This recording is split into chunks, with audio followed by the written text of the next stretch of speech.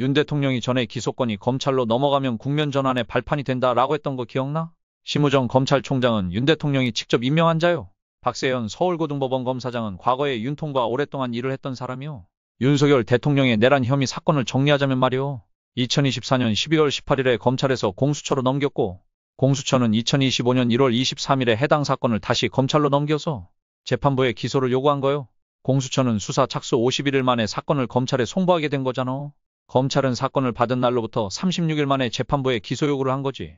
지난 23일 검찰이 공수처에서 사건을 받아서 보강수사도 없이 사건을 재판부에 넘겼고 구속된 상태에서 기소한 거잖아.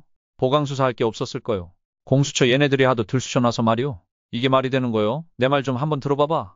구속 상태에서 기소한다는 것은 범죄자가 구속된 상태에서 검사가 재판에 넘기는 거요.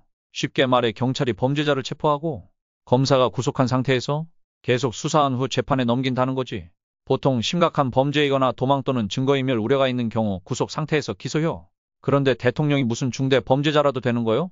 세상이 대통령인 걸 다 아는데 증거인멸이나 도망갈 수가 있겠냐 말이요 검새들아? 도대체 윤통 주변은 죄다 배신자고 기회주의자인 거요?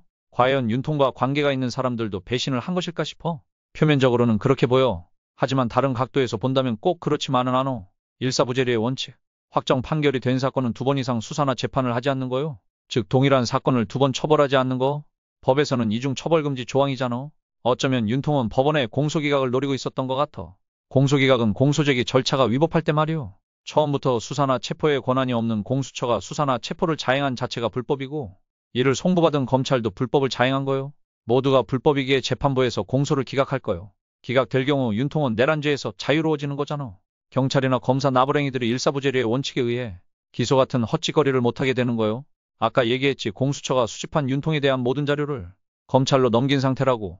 검찰은 보강수사도 없이 법원으로 넘어간 상태잖아. 또다시 기소하려면 새로운 수사를 해야 돼. 그렇게 해도 서울중앙지방법원은 말이요. 검찰의 기소권만 인정하고 있잖아. 검찰이 정식으로 재판부에 넘긴 사건만 재판하겠다는 뜻이기도 하고 공소기각할 경우 재수사를 하기가 어려워지는 거요. 아마도 찌째명 패거리들 대가리가 깨지고 있을 거요. 만약 검찰이 윤통을 구속하지 않았다면 검찰 공화국이라고 민주당의 공격이 분명히 있었을 것이요. 첫째로다가 재수사하자고 했을 것이고 둘째로다가 내란 특검법을 발의할 명분을 잡았겠지.